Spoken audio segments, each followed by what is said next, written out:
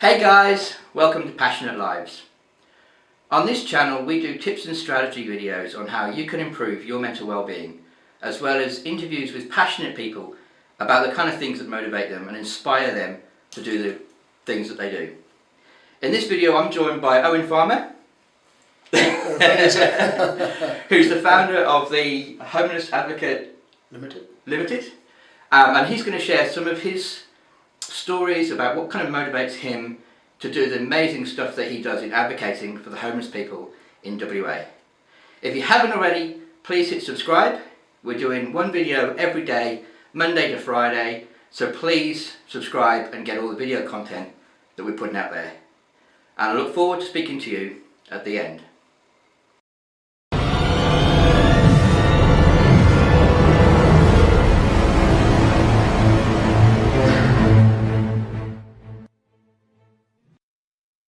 I want to give thanks to the traditional owners of this land, around Perth and off Perth, the woodchuck people that come in and around. I want to give thanks to the community of them to speak on their land.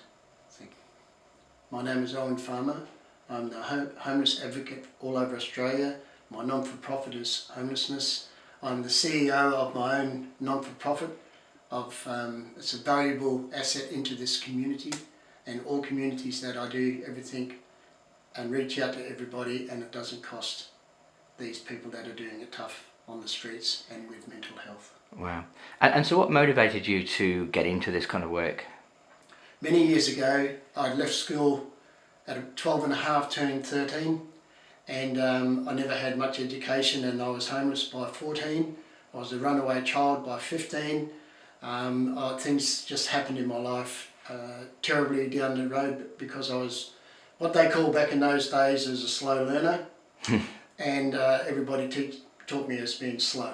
Now they've got ed support where children have that great opportunity with their mental health problems to secure their blanket in the schools and the programs that they have now. But when I was a young boy, we got the cane, we were put in a slow learning class at the end of the school, and we were called dummies. And by being called dummies, we used to get belted up after school. Caused more mental problems with us, and we didn't know how to explain it to adult people and things like that. So it was a really big pressure point as being a slow learner, and now I'm far from a slow learner now. Absolutely. So you kind of made up for lost time then, yeah? Absolutely.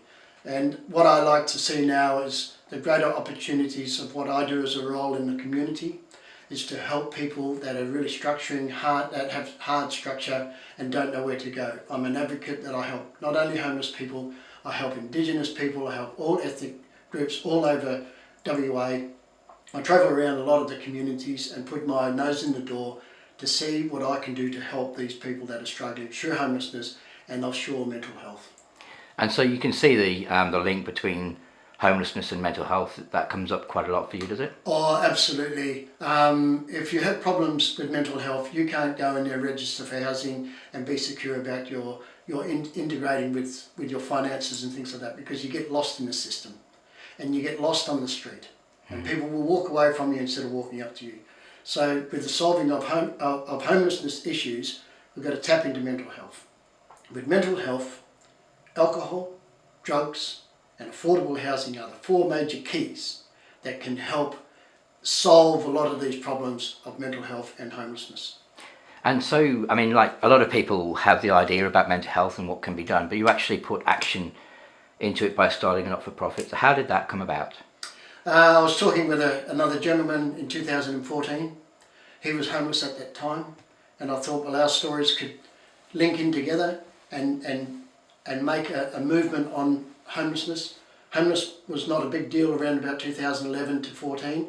We went to the Senate inquiry in Perth under the Senator Scott Loveland, and through that we had lift-off in the homeless area. And then everybody got on the bandwagon of that, of non-for-profits. New non-for-profits opened up to cater for the homeless issues around Perth.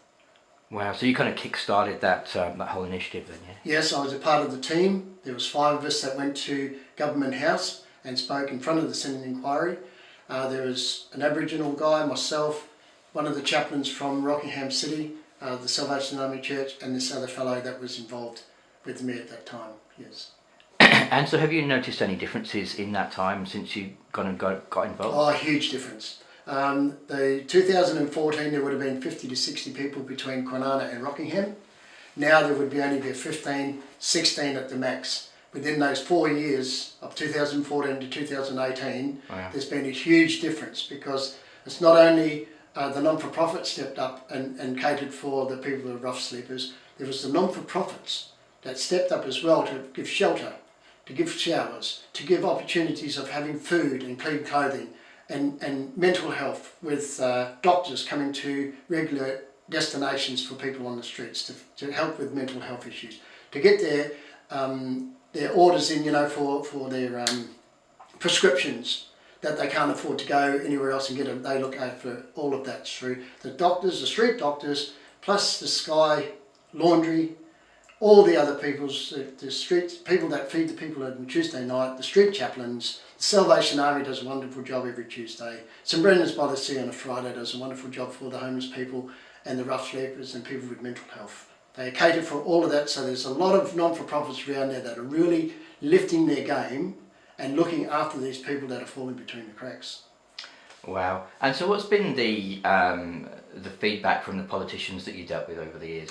Oh, they're excellent. I can go to them and speak one-on-one. They understand me. I don't talk any rubbish. I tell the truth, and they accept me for who I am. And because I am a great party in that community, yep. I help them all the way through. It's such a privilege to be on the side with a lot of those nice people. And you work on the government of today? Absolutely. Yep. I work within there as a volunteer. When there's campaigns, I stand out in front. Everybody seems to know who I am, and we get the calling there. But I do a patriotic duty for my community, and for all the people's high of state. I do a lot of work with the councils in Rockingham and Kwinana, which I feel that it's a great opportunity, and they give me a great deal of trust. So I do not embezzle them in any way. It is what it is, and I help. Absolutely. And just to walk through the kind of work that you do with the clients. Well, initially I go out on the streets. It doesn't matter what time or day it is. I know the person that's with mental health or with homeless problems. I can just walk up to them and just present myself, and 9 times out of 10 they know who I am, because all over the place I'm out there amongst the people, because I'm no better off than them and I'm no worse off than them. I'm equal, and I dress the same, I look the same, and I'm a bit ragged out there. So they can trust me, and then I introduce them to the places where they need to go. If it's mental health issues, a mental health clinic. If it's drug issues, Alcoholics Anonymous. Same with drugs, NA Anonymous. Showers, opportunity of feeds, I introduce them to all the non-for-profits around here. That's my job, is only to tell people where that they can go with the anonymity of trust, because trust is a big key in homelessness and mental health. They've got to trust you before that you can do anything with them. And with our Indigenous community, trust is a trust word. So I send them to their places where that they can go within themselves, so that they don't feel any shame or embarrassment in amongst the other non-for-profits around, so that they can treat their own people with the greatest dignity and respect. And I think that's so important, that cultures are maintained, that they go to organisations that I guess they can identify with. Oh, absolutely, because there's no distinction about that. There's because it's where they belong, is where they should be. You can't take a Scotchman from Scotland into Italian and put them into the cultures. It just doesn't work that way. So everyone's got a place to fit in society, and if you feel comfortable of coming into my lounge room and telling me your story, it's fine. If you feel comfortable over there in an Indigenous area where you feel comfortable, where your family is orientated, fine, then you enjoy it. So that's part of solving the problems of the issues that are currently happening around in our suburbs all around Perth.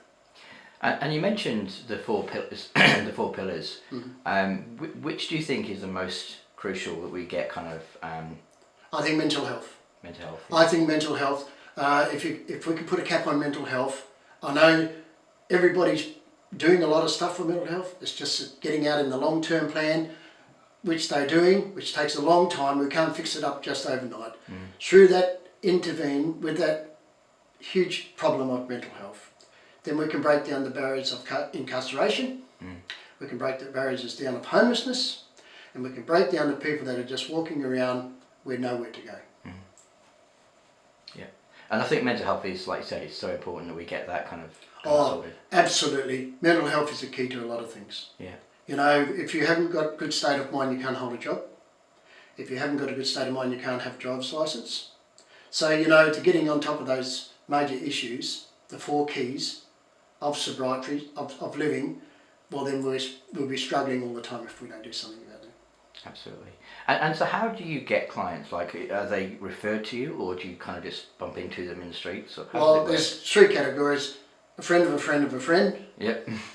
Word of mouth gets out pretty really quickly, and they see what I do, and they trust this little black duck here, and that's how it comes. And then I refer other people onto the destinations where they should be. But they come through me a lot first, and then I ring up my other friends in the non-for-profit and say, I've got somebody coming in to see you today, are you available? They say, yes we are. So I send those person, I give them my card, I give them my name, and they already know that, and then they just go and do what they have to do. Yeah. And are you referred to by other agencies as well, or? Yeah, well, everybody, all of us all work together. Yeah. You know, as an advocate, I advocate on their behalf for free. I do everything for free. So their non-for-profits can still keep going, so that they can look after that man that's disturbed, that's walking into the building. Wow. And have you seen many people, obviously, that come through, that you help them into accommodation? What is the transformation of their lives once they're in stable accommodation? Once they're in stable accommodation, the 5th key to that is following up on that person. So they don't feel deserted, coming from the street with mental health in a room they don't know what to do. So they need the following up issues that go there, even to get their budget right, to pay their bills right, to open the door and close the door, to flush a toilet. You know, all those things are the following up approach for these people are the very, very key for these people to stay in permanent housing. Because you do get some people who find accommodation and then something happens and they're homeless again.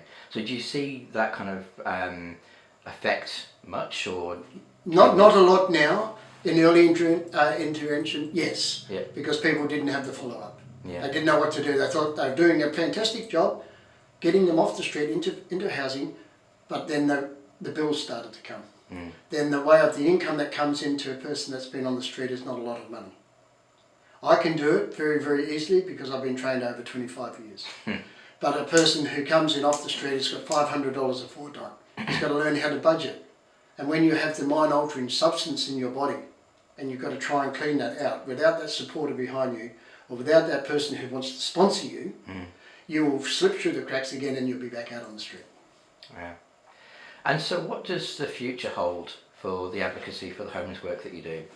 Oh, I think there's a great future there, because it needs somebody to stand up. It needs somebody that's not in it for his own gain, there that to keep passing the message along, experience, strength and hope that we may solve the common problems of what we're interacting through daily basis. Awesome. And if someone finds themselves homeless out on the streets, what would you say to them? First off, I go and buy them a coffee. Yep. Or a beer, whichever they're their choice, and make them feel comfortable with me. Yep. And then by 5 minutes of talking to them, I can relate my story to them and say, look, mine might be a little bit different to yours, but we have very much similarities here. And once I break down the barriers with them, they may walk off, and then the next time I meet them, they sit down again, maybe 2 or 3, 4, or maybe 4 times to interact with that person, to feel comfortable, and then by that time I can work with him after that. Yeah.